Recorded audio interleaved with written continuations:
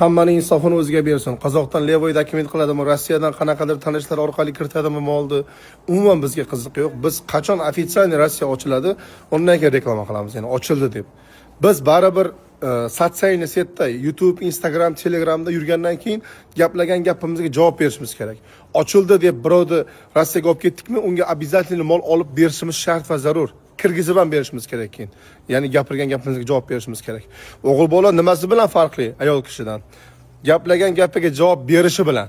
Даже ayrim ayollar bor, erkaklardan ham даже mard desak bo'ladi. Shuning uchun kim nima qiladi, kim qanaqa kiritadi, menga umuman farqi yo'q. Akamiz yozibdi, Rossiyada yoki Qozoqda yoki Qirg'izistonda kasallik to'liq tugamagancha mol olib kirmaslik kerak.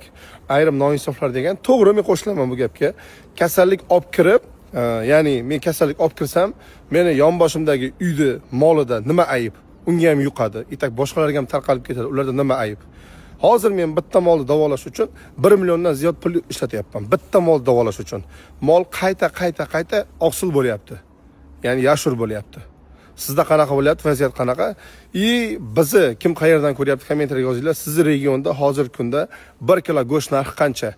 Molni живой vesi yaqin 2 bozor bizda уже orqamizdagi 2 bozor qimmatlab boshladi ya'ni. Narxlar qanaqa bo'lyapti? Живой вес taroziga so'yib olish narxi, iltimos yozib qoldiring. Hammani insofni o'ziga bersin. Boshqa gap yo'q.